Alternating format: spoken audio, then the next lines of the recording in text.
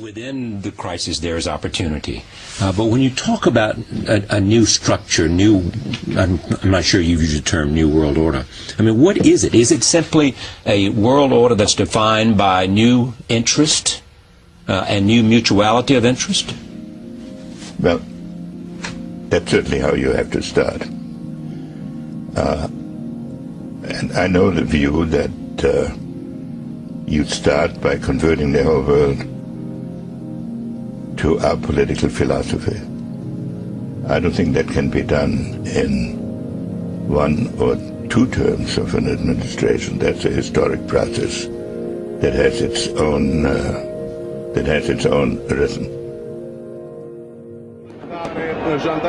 The tipping point in Romania. We're seeing the biggest protests in Romania since the fall of communism, this over a decree. Weeks of protests against the government after cabinet passed a decree that could see politicians convicted of corruption walk free. To borrow a phrase from the historian Robert Kagan, this is the world that America made. It is also the world that I fear is now in danger of being unmade. The international order that America created is now under unprecedented threat from multiple directions. It's the worst fighting in months. Deadly violence between Ukrainian troops and pro-Russian rebels. Today, President Trump imposed new sanctions on Iran after a ballistic missile test. We will never, repeat, never, and get the same statement from those who are complaining. Never use them against anybody, unless in self-defense, and we're sure that nobody has the guts again to attack us. They've all said that we're not going to answer to any threats. I mean, they don't speak anything but force. This is a country where they have state-sponsored marches in the streets where they claim, death to America. Security advisor Michael Flynn said the days of turning a blind eye to Iran's hostile and belligerent actions toward the United States and the world community are over. And as we are all aware, that following World War II, a world order was established, which has held for basically the last 70 years. Do you believe that world order is now under more strain than it's ever been? I think it's under the biggest attack since World War II, sir. Americans should not take the current international order for granted. It did not will itself into existence. We created it. Likewise, it is not naturally self-sustaining. We have sustained it. If we stop doing so, it will fray and eventually collapse.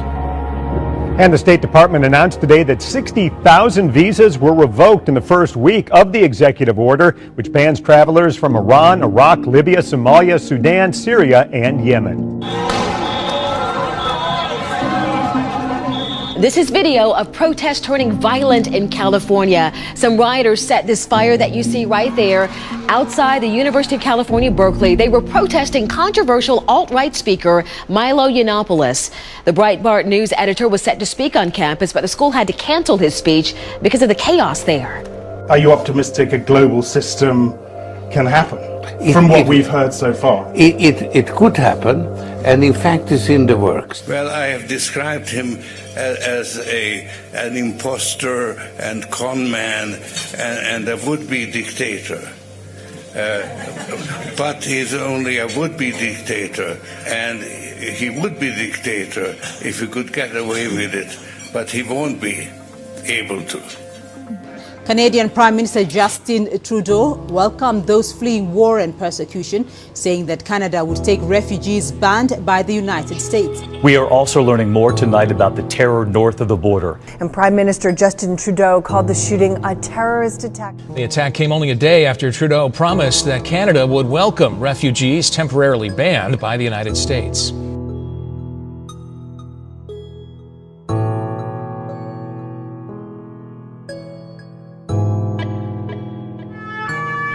Tonight, French police raiding locations around Paris. An ongoing investigation after a terror attack at perhaps the world's most famous museum. As bewildered tourists looked on. I wonder if it's a training exercise. But it wasn't. Inside, a man with a machete in each hand lunged at soldiers, shouting, "God is great" in Arabic, before he was shot 5 times. A man carrying a machete and shouting Allah Akbar. Security is at its highest level in France because of a series of attacks which have killed hundreds of people over the past 2 years. Starbucks chairman and CEO saying that the coffee chain will give jobs to 10,000 refugees over the next 5 years.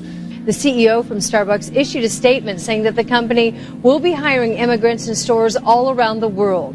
Well, there's 2 things I can't stand. One is willful ignorance, and the other one is political grandstanding, and that's what Mr. Starbucks is doing.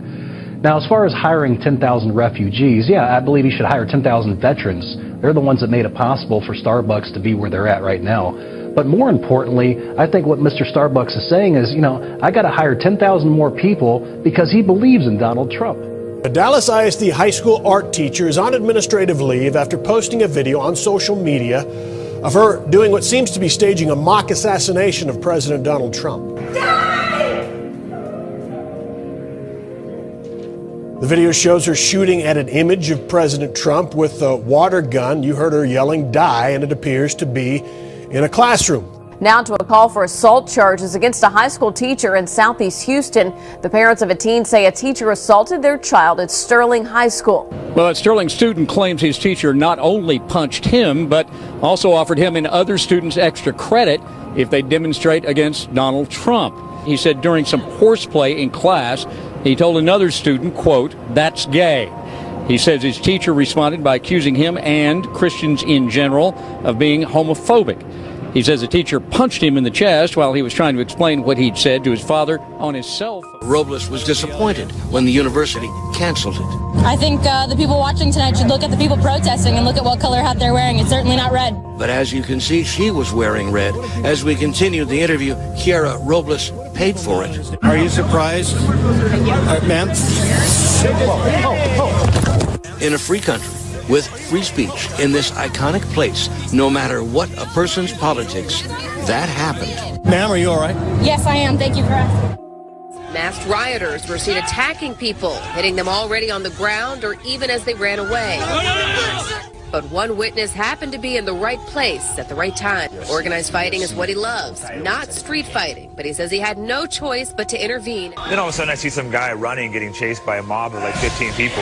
They're 15, 20 people. They're chasing him down, hitting them with sticks, with their faces covered. The guy was already covered in blood. He'd already been beat up. Shields says no one did anything to stop it. So I ran over and started fighting the people off. Like 20 people jump a guy. How come I have to live? I have to, man. It's not okay. In this video, Shields is seen confronting the masked men who claimed the victim was hit because he was a Nazi. After the first fight, I knew lots more people were getting attacked. I ran out to try to get the police, and the police, they even recognized me, and they're just like, yeah, we're not really going in there. I don't know if they were cowards or if they had an order to stand down, but it was a disgrace to see a police force stand down like that. What would you call this age, this opportunity, this moment? It's a good question. I haven't condensed it into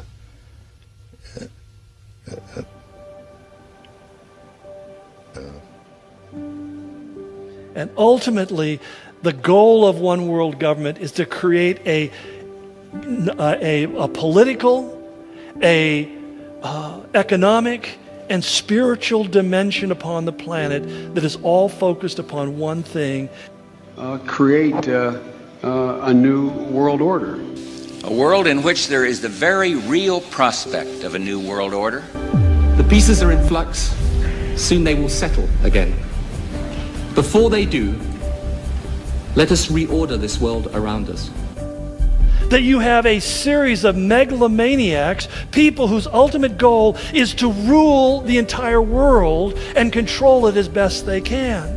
So, in conclusion, ladies and gentlemen, a new world is emerging.